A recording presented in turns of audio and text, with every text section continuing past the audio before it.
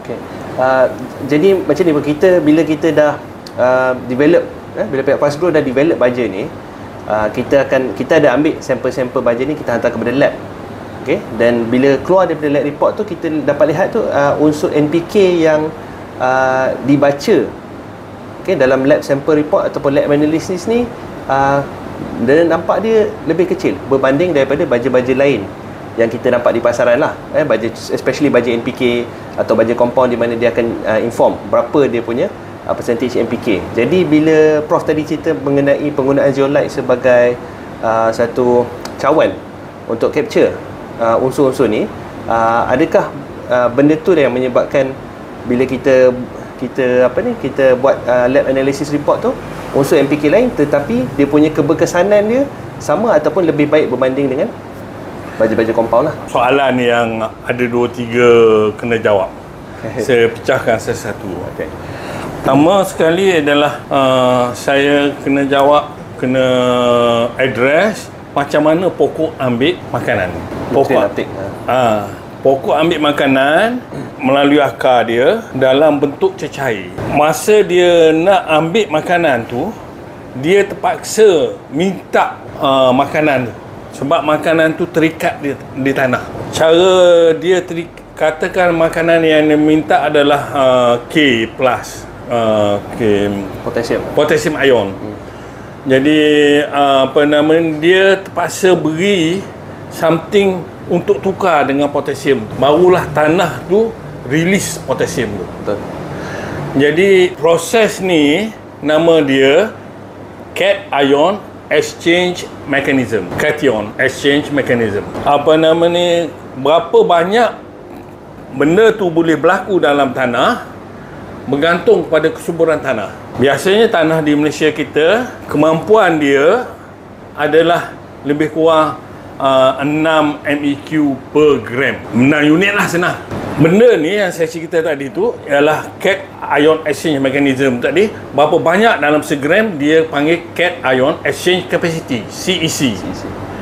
CEC ni yang digunakan dengan banyak di dalam pertanian lah. Sebab kita kesuburan tanah tu salah satu faktornya adalah CEC. Kalau kita tengok pada CEC tanah kita, rata-rata tanah kita berbeza daripada itu, purata dia lebih kurang 6 aja. Kalau kita jadikan kompos semua, 30 je. Kalau zeolite ni, yang kami gunakan CEC dia 150 ke atas. Erti dia, kalau kita guna kompos, dah cukup subur dah. Itu 5 kali, bukan 5%, 5 kali, 500% lah. Lebih mudah diambil bajanya daripada berbanding dengan tanah biasa, berbanding dengan kompos. Tadi terjadi sebab dalam nano size channel tu, dia ada tempat-tempat site dia yang aktif, yang dia pegang kalsium, dia pegang potasium, dia pegang magnesium. Yang tu hanya boleh di-release apabila dihantar benda yang boleh mengganti positive ion tadi. Jadi electrical neutrality still there. Artinya kita minta satu yang plus, kita ganti juga yang plus. Yang ganti yang plus tu ialah daripada hidrogen. So pokok pada akar akan shoot out hidrogen dan tanah baru release apa yang pokok nak. Di dalam zeolite ini berlaku dengan cukup banyak, 150 ke atas. Rata-rata 100 ke 200 lah. Tapi kami gunakan zeolite yang speknya 150 ke atas. Itu menyebabkan pokok cukup mudah nak ambil baja. Pokok pergi aja, minta aja dapat keluar. Sebab CEC dia tinggi. Kalaulah CEC dia rendah, dua perkara berlaku. Pertama, dia tak boleh simpan banyak baja. Kedua, pokok pergi minta 2-3 kali pun dia tak keluarkan. Akar tu pun cari kat lain. Yang ni akar tu pun pergi kat situ minta mendapat. So akar tu terus saja ke situ. Itu adalah yang pertama, sebab CEC dia tinggi.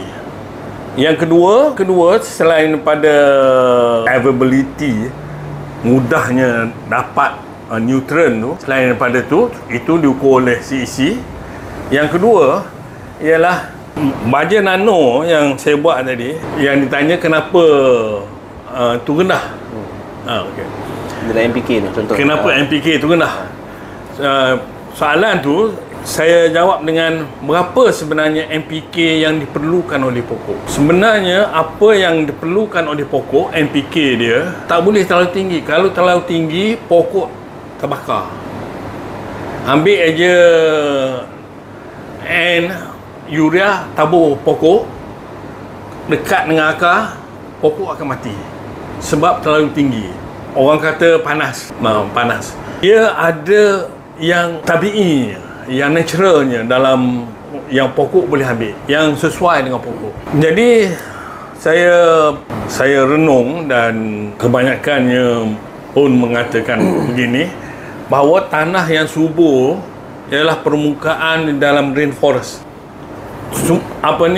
Itu tanah yang subur. Tanah yang subur tu dia punya kandungan dalam tu NPK dan semua yang lainnya tak lebih daripada apa yang ada dalam kompos. Lebih kurang 5%, 6%. Apa yang ada dalam daun jatuh, kompos sebanyak itulah yang ada di dalam tropical rainforest. Dan pokok pengembang dia ambil tu pun dengan kadar yang menasabah, yang sesuai dengan yang ada tu lah. Jadi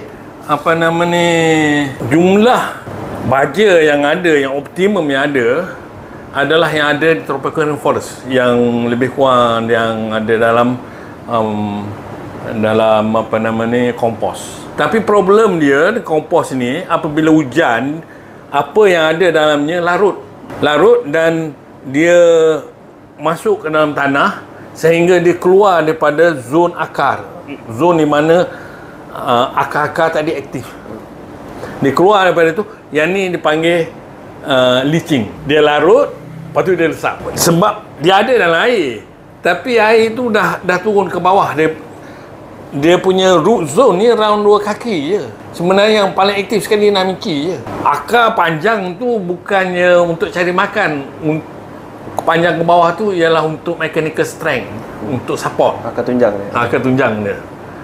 Akar yang cari makan ni duduk around 2 kaki je dia punya daripada permukaan. Baja tu kena ada dalam tempat yang dia aktif, yang dia carilah. Apabila hujan turun tadi, baja-baja yang kita letak tadi masuk ke dalam, larut dan masuk ke dalam bumi, hilang daripada root zone dia. Akar pun tak dapat ambil.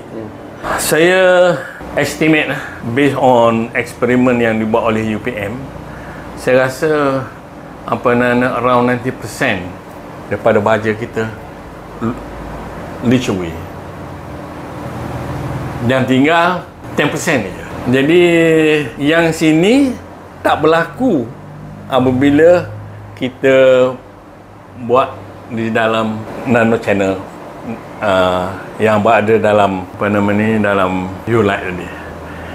Air macam mana ada pun, selagi tidak tukar, dia tak keluar. Sebab dia lekat kat situ dengan electrostatic force, plus tadi lekat kat situ.